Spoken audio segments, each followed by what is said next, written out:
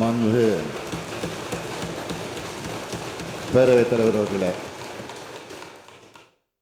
16வது சட்டப்பேரவையின் 8வது கூட்டத்தொடரின் நிறைவு நாளில் நாம் இங்கே ஒன்று கூடியிருக்கிறோம்.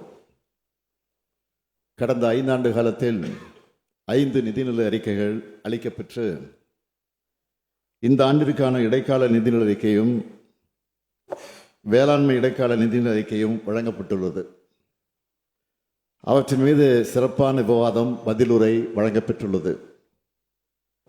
வேளாண் அமைச்சர் MRK பன்னீர்செல்வம் அவர்களும் நிதி அமைச்சர் தங்கம் தென்னரசு அவர்களும் சிறப்பான அறிக்கையையும் பதிலுரையும் வழங்கியிருக்கிறார்கள். இதன் தொடர்ச்சியை அடுத்த 2 மாதத்தில் மீண்டும் வந்து நிச்சயம் இன்னும் கூடுதலாக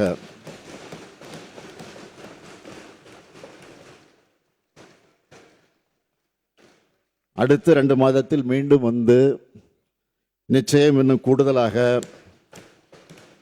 வேகமாக தொடர்வோம் என்ற நம்பிக்கை தமிழ்நாட்டு மக்களைப் போலவே எனக்கும் இருக்கிறது. பகுத்தறிவு பகலவன் தந்தை பெரியாரின் சுயமரியாதை உணர்வும் சமூக நீதியும், பேரறிஞர் பெருந்தகை அறிஞர் அண்ணாவின் இன உணர்வும் மாநில சுயாட்சி கொள்கையும், தமிழின தலைவர் கலைஞரின் சிறப்பான நிர்வாகமும், தொலைநோக்கு பார்வையும் கொண்ட திராவிட மாடல் அரசை கடந்த 5 ஆண்டு காலத்தில் நடத்தி காட்டியிருக்கிறோம் என்ற மனநிறைவோடு நான் உங்கள் முன்னால் நின்று கொண்டிருக்கிறேன்.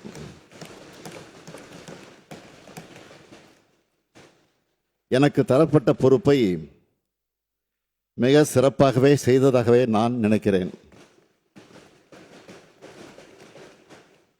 வரலாற்று சிறப்புமிக்க இந்த இருக்கையில் எனக்கு முன்னர் அமர்ந்த பலரும் இன்றைக்கு நம்மிடையே இல்லாவிட்டாலும் அவர்கள் அனைவருமே போற்றப்படக்கூடியவர்கள்தான்.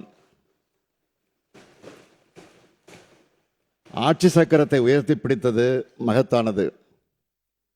தலைமை பொறுப்பு உள்ளோருக்கும் பொறுமை, நிதானம், சகிப்புத்தன்மை, கால நேரம் பெறாது உழைத்திடும் பண்பு, தீர்க்கமாக முடிவெடுக்கும் திறன், எதையும் தாங்கும் வல்லமை, எல்லோரிடத்திலும் அன்பு, கருணையோடு இருத்தல், கடமை தவறாமை, ஊக்கத்தோடு செயலாற்றுதல் ஆகிய பண்புகள் நிச்சயம் தேவை.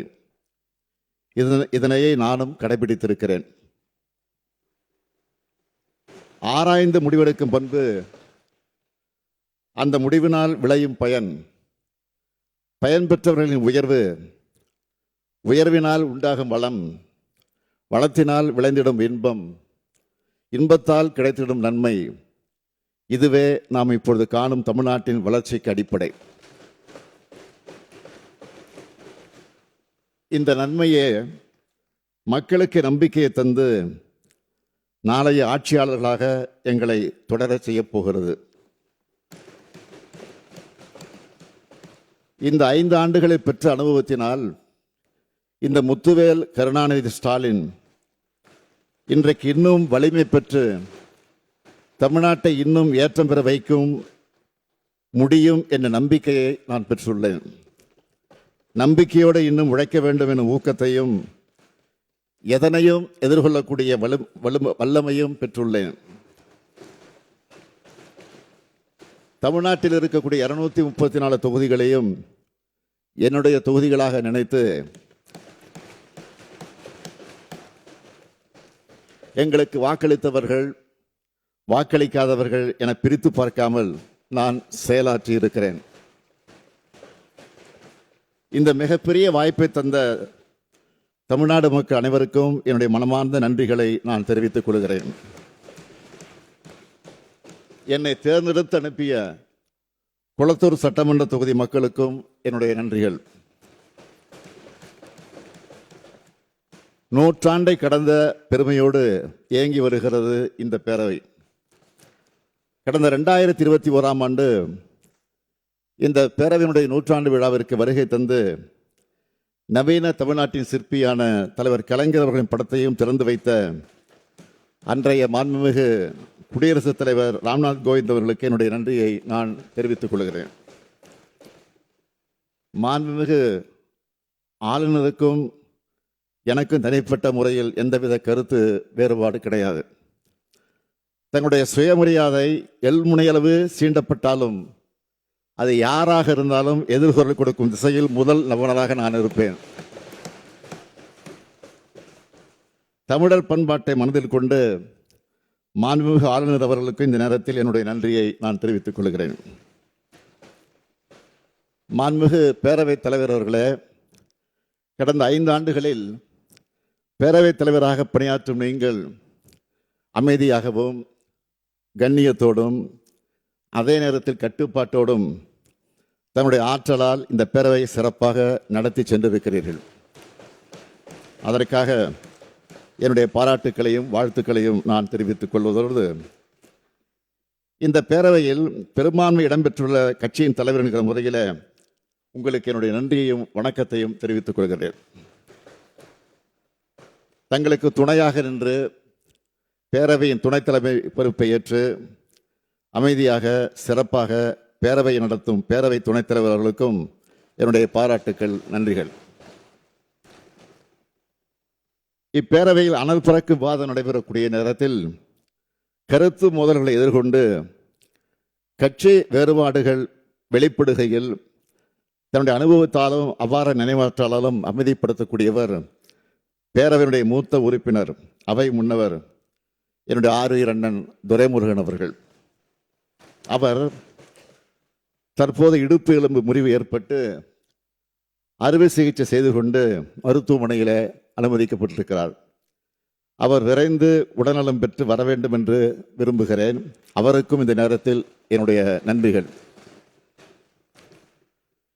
பாராட்டக்கூடிய வகையிலே பணியாற்றும் அரசு தலைமை கொறடா அவர்களுக்கும் என்னுடைய நன்றிகள். மக்கள் பணியானாலும் சரி, வருகின்ற தேர்தல் பணிகளானாலும் சரி, எண்ணில் ஒரு பாதியாய் இயக்கத்தின் வளர்ச்சிக்கும் ஆட்சியின் சிறப்பிற்கும் உறுதுணையாக நிற்கும் மாண்புமிகு துணை முதலமைச்சர் அவர்களுக்கு என்னுடைய பாராட்டுக்கள், நன்றிகள். முக்கியமாக பல்வேறு திட்டங்களை நாங்கள் உருவாக்கினாலும் அவை சிந்தாமல் சிதறாமல் மக்களிடம் சென்றடைவதற்கு முழு ஒத்துழைப்பு நல்கிய அனைத்து மாண்புமிகு அமைச்சர் பெருமக்களுக்கும் என்னுடைய நன்றிகளை தெரிவித்துக் கொள்கிறேன். குறைகளை சொல்பவர்கள் நம் முன்னேற்றத்திற்கு சிறகுகளை தரக்கூடியவர்கள் என்று எண்ணி செயலாற்றக்கூடியவன் நான். அரசுக்கு தக்க யோசனைகளை கூறுவதிலும் குறைகளை சுட்டிக்காட்டுவதிலும் கண்ணியமான முறையை கடைபிடித்து ஒத்துழைப்பு நல்கிய எதிர்க்கட்சி தலைவர் இன்றைக்கு வரவில்லை. இருந்தாலும் அவர்களுக்கும் மற்றும் உள்ள கட்சி தலைவர்களுக்கும் எங்கள் சாதனைகளுக்கெல்லாம் தோளோடு தோல் என்ற தோழமை கட்சி தலைவர்களுக்கும் என்னுடைய நன்றியை நான் தெரிவித்துக் கொள்கிறேன். ஆளுங்கட்சி எதிர்க்கட்சி என்று இல்லாமல் அன்போடும் பாசத்தோடும் என்றென்றும் என்னிடத்தில் உரிமையோடு அன்பு காட்டி வரும் மாண்புமிகு உறுப்பினர் அனைவருக்கும் என்னுடைய நன்றியை நான் தெரிவித்துக் கொள்கிறேன். மாண்புமிகு பேரவைத் தலைவர் அவர்களே, 16வது சட்டமன்ற பேரவைக்கு தேர்ந்தெடுக்கப்பட்ட சட்டமன்ற உறுப்பினரோடு முதலமைச்சர் என்ற முறையில் இணைந்து பணியாற்றும் வாய்ப்பை பெற்றமைக்காக நான் பெருமிதம் அடைகிறேன். இந்த அரசு சிறப்பாக செயல்படுவதற்கு அனைத்து வகைகளிலும் துணை நின்ற தலைமைச் செயலாளர் உள்ளிட்ட அனைத்து துறை செயலாளர்களுக்கும் காவல்துறை அலுவலர்களுக்கும் அடுத்த நிலையில் உள்ள அதிகாரிகளுக்கும் மற்றும் அலுவலர்களுக்கும் என்னுடைய நன்றிகளை நான் உரித்தாக்குகிறேன். ஒவ்வொரு துறையிலும் இருந்து வருகிற கோப்புகளை எனக்கு சமர்ப்பித்து அனுமதி பெற்று அத்திட்டங்களை கண்காணிக்கும் என்னுடைய செயலாளர்களுக்கு என்னுடைய நன்றியை நான் தெரிவித்துக் கொள்கிறேன். இப்பேரவை மிக சிறப்பாக நடைபெற கடந்த 5 ஆண்டுகளாக பாராட்டக்கூடிய வகையில் பணியாற்றும் நம்முடைய பேரவை முதன்மை செயலாளர் அவர்களுக்கும் பேரவையினுடைய அலுவலர்கள் அனைவருக்கும் என்னுடைய நன்றியை நான் தெரிவித்துக் கொள்கிறேன்.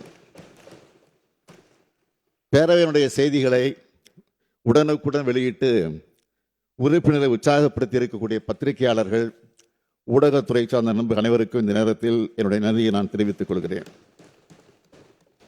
இந்த நேரத்தில் நான் நினைவு கூற வேண்டியவர்கள், இந்த பேரவைக்கு நாம் எல்லோரோடும் தேர்ந்தெடுக்கப்பட்டு நம்முடன் பணியாற்றிய மாண்புமிகு உறுப்பினர்கள் 5 பேர் மறைவேதி விட்டார்கள். தம்பி திருமகன் ஈவேரா, விழுப்புரம் திரு புகழேந்தி, சகோதரர் திரு ஈவிகே இளங்கோவன், திரு அமுல் கந்தசாமி, திரு பொன்னுசாமி ஆகியோரையும் இந்த நேரத்தில் நினைவு கூர்ந்து அவர்கள் ஆற்றிய பணிகளுக்காக என்னுடைய நன்றிகளை நான் தெரிவித்துக் கொள்கிறேன். கடந்த 24/1/2026 அன்று இதே பேரவையில் நான் உரையாற்றும் போது குறிப்பிட்டதை இப்பொழுது நினைவு கூறுகிறேன். 2021ஆம் ஆண்டு நடைபெற்ற தமிழ்நாடு சட்டமன்ற தேர்தலில் முன்னேற்ற கழகம் 6வது முறையாக வெற்றி பெற்ற போது ஒரு பக்கம் மகிழ்ச்சி இருந்தாலும் இன்னொரு பக்கம் எனக்கு கவலையும் இருந்தது. அதை நான் மறைக்க விரும்பவில்லை. இந்த பொறுப்பை நான் எப்படி செய்ய போகிறேன்? வாக்குறுதிகளை நிறைவேற்ற முடியுமா? மக்கள் விரும்பக்கூடிய வகையில் ஆட்சி நடத்த முடியுமா? மக்கள் மகிழ்ச்சி அடையும் வகையில் ஆட்சி நடத்த முடியுமா என்ற கவலைதான் எனக்கு இருந்தது என்று நான் சொல்லியிருந்தேன். முந்தைய அரசுகளின் செயல்பாட்டின் காரணமாக விளைந்த மிக மோசமான பின்னடைவு, நமக்கு ஒத்துழைக்காத ஓரவஞ்சனை செய்யக்கூடிய ஒன்றிய அரசு, 2க்கும் இடையிலே தான் நாம் இருந்தோம். நமக்கு பெரும் வெற்றியை தந்து பொறுப்பை ஒப்படைத்த மக்களின் எதிர்பார்ப்புக்கு இடையில் ஆட்சிக்கு வந்தோம். தமிழ்நாட்டில் அனைத்து துறைகளும் எப்பொழுது வளரும் என்ற ஏக்கத்தில் இருந்தவர்களுடைய வாட்டத்தை போக்கி சமச்சீரான வளர்ச்சியை இந்த 5 ஆண்டுகளில் அடைந்திருக்கிறோம். திராவிட மாடல் அரசு தீட்டிய திட்டங்களை, இயற்றிய சட்டங்களை மக்களின் முன் வைத்துள்ளோம். நிதி நிலைமை சீராக இல்லாத நேரத்திலும் அதனை காரணமாக சொல்லி சும்மா இருக்காமல் நிறைய திட்டங்களை செயல்படுத்தி இருக்கிறோம். திராவிட மாடல் அரசால் இந்த 5 ஆண்டுகளில் விடியல் பயணம், கலைஞர் மகளிர் உரிமை திட்டம், நான் முதல்வன் திட்டம், காலை உணவு திட்டம், புதுமை பெண் திட்டம், அரசு ஊழியர்களுக்கான உறுதியளிக்கப்பட்ட ஓய்வூதிய திட்டம், இன்னுயிர் காப்போம் நம்மை காக்க 48, 4000க்கும் மேற்பட்ட திருக்கோயில்களில் குடமுழுக்கு, குழந்தைகள் முதல் முதியோர் வரை, ஆரம்ப கல்வி முதல் ஆராய்ச்சி கல்வி வரை, இளைஞர்கள், பெண்கள், விவசாயிகள், நெசவாளர்கள், விளிம்பு நிலையில் உள்ள ஆதிதிராவிட பழங்குடியின மக்கள், பிற்படுத்தப்பட்ட மக்கள், மிகவும் பிற்படுத்தப்பட்ட மக்கள், மாற்றுத்திறனாளிகள், திருநர்கள் என அனைத்து சமுதாயத்தினரும் வாழ்வில் உயர்வு கண்டிட எண்ணற்ற திட்டங்கள் செயல்படுத்தப்பட்டதை நான் எண்ணி பார்க்கிறேன். இதற்கெல்லாம் நான் மட்டுமா காரணம்? இல்லை, இல்லவே இல்லை. ஒட்டுமொத்த தமிழர்களும் என் கையோடு கை சேர்ந்து எனக்கு ஆக்கத்தையும் ஊக்கத்தையும் வழங்கி பல்வேறு நலத்திட்டங்களை நடைமுறைப்படுத்தக்கூடிய வாய்ப்பையும் வலிமையும் தந்து எனக்கு உதவினார்கள். நான் இந்த 5 ஆண்டு காலத்தில் எனக்கும் என் மனசாட்சிக்கு மட்டுமே கட்டுப்பட்டு உழைத்திருக்கிறேன். இன்னும் உழைக்க காத்திருக்கிறேன். நாளைய தமிழ்நாடு நிச்சயம் நெஞ்சில் தாங்கி நம்மை வரவேற்க நம்பிக்கை எனக்கு இருக்கிறது.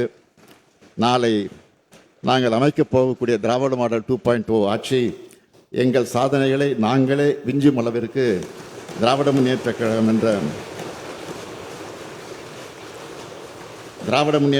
என்ற மாபெரும் இயக்கத்து தலைவராக அமர வைத்து நான் தமிழ்நாட்டின் முதலமைச்சராக உழைத்த லட்சக்கணக்கான கழக உடன்பிறப்புகள் இருக்கக்கூடிய திசை நோக்கி வணங்கி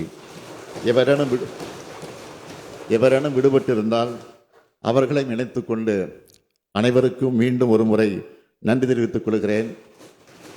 உறுதியாக சொல்லுகிறேன், மீண்டும் வெல்வோம், மீண்டும் ஆட்சி வந்து அமைப்போம், மீண்டும் வந்து தமிழ் மக்களுக்கான திட்டங்களை தொடர்ந்து செயல்படுத்துவோம். நன்றி, வணக்கம்.